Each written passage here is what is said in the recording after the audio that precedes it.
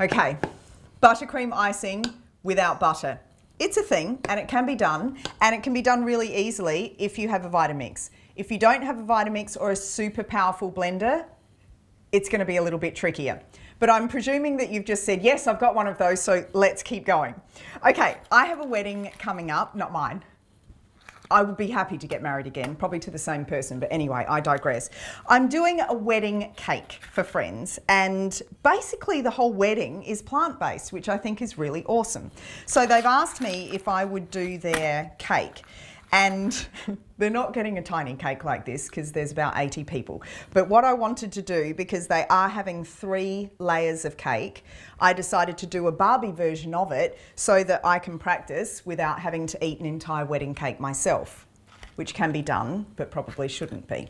So let's get on to icing. I've made 3 beetroot cacao cakes with espresso, and knowing that the bride and groom adore coffee, but also that the bride is from Canada, I'm going to introduce a caramel. I hesitate to call it caramel because it has no sugar in it, and every time I think about caramel, it's just that overwhelming tsunami of sugar.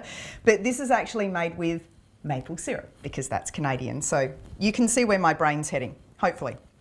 Okay, so the 3 cakes. Now, a lot of people ask me about vegan cakes in particular. Well, what on earth do you use as icing if you're not using any butter or you're not using any cream or any of the traditional things that we usually do in icing? It's easy. You just use cashews. So that's what I've done. This is a white chocolate. Again, you're going, that has dairy in it. No, this is based on cacao butter. So the real deal white chocolate, pure cacao butter, mixed in with the cashews, little bit of vanilla, little bit of maple syrup again, so there's that whole thing going on. But you can see that that is essentially the same deal as a buttercream, that it holds together, that it has a structure that you can, smush it, which is the technical cake maker's term, and it will stay in place. How do you get the layers or the tops so even?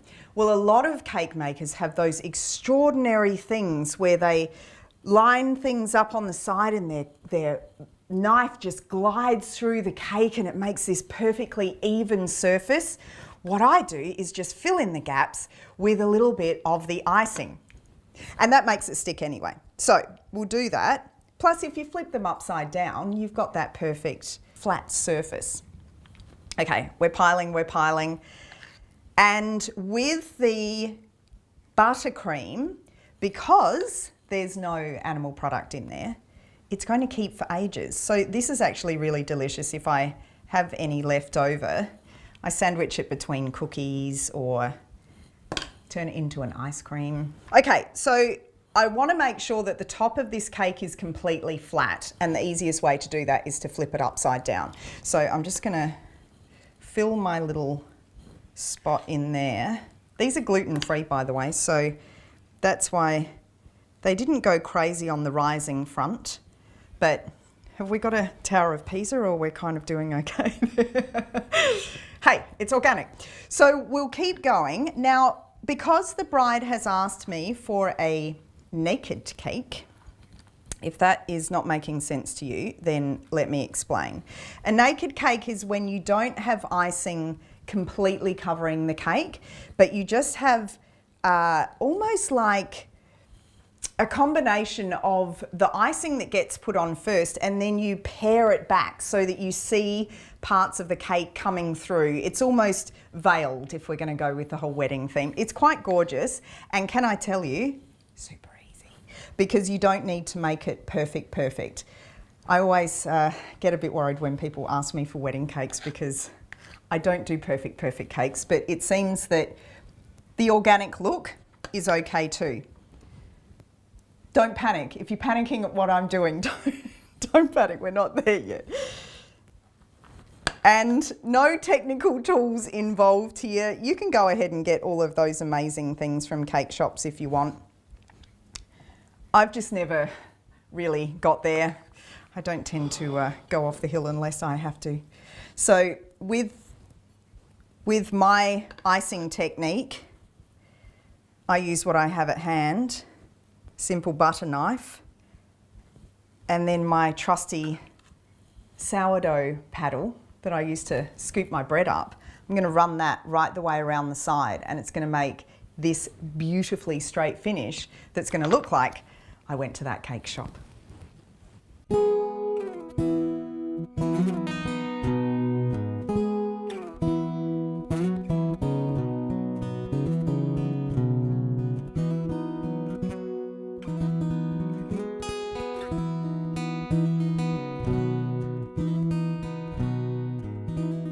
All right, so I've pretty much covered it very roughly, but that's okay, because remember that I've been asked to do an organic cake. Maybe that's just my let out clause in case this doesn't pull off. But I want to be able to give a nice smooth surface around the outside.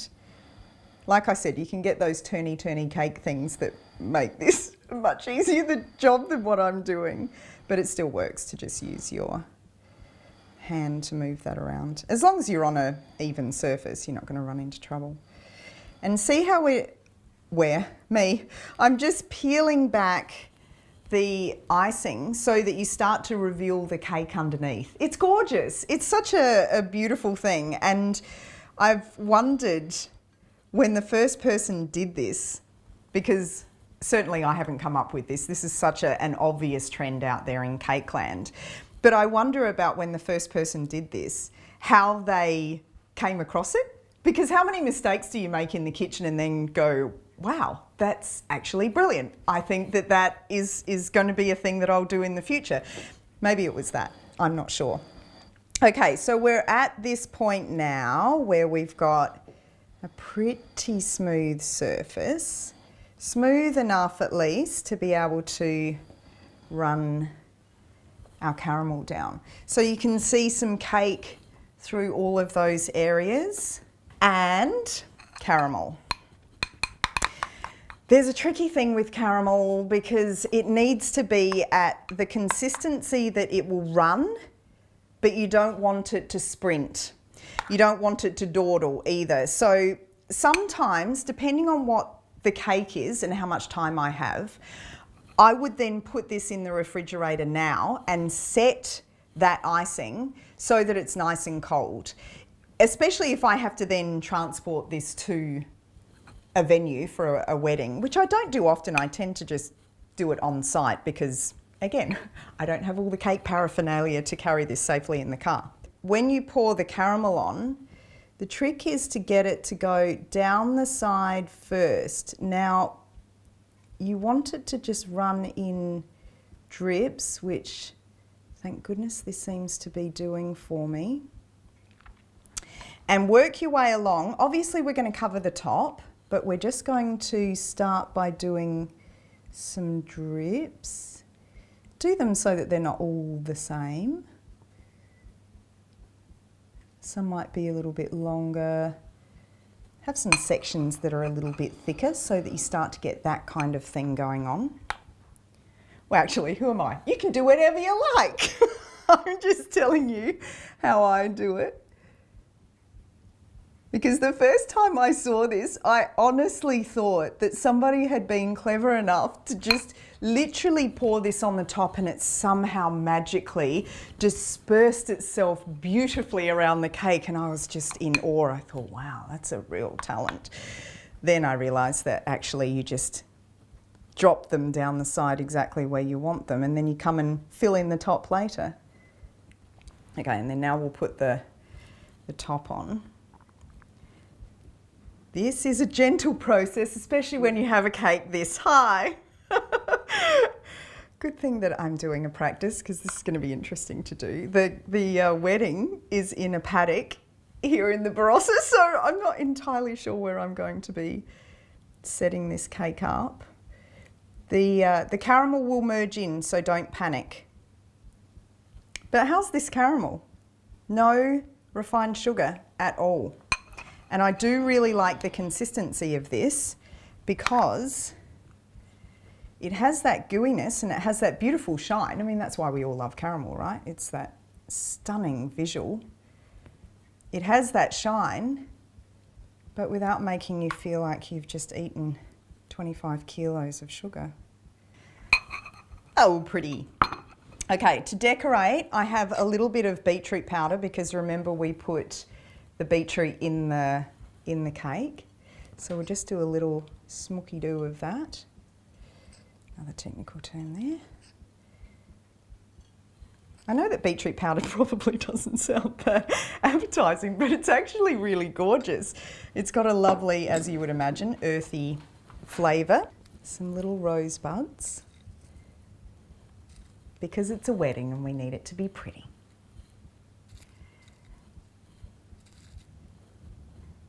On the day, I think that I'll be using their wedding flowers, so that's going to be a really nice touch as well.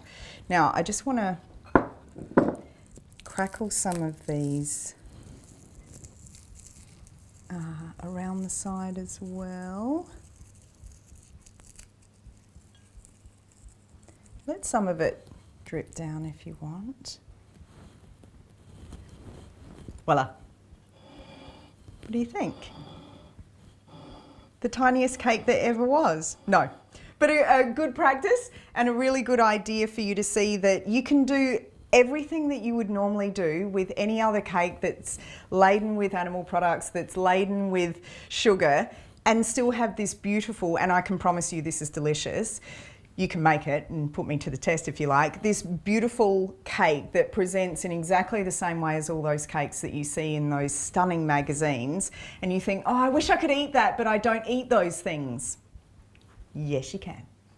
That actually smells amazing. I know that you can't register that from where you are, but you'll have to trust me. Look, if there's any cake questions that you have, I'll do my best to answer them. But probably the thing for me is to understand how many people have been missing out on cake because they thought that they couldn't do something like this with plant-based whole food ingredients. I'd love to know if cake has just come back into your life now.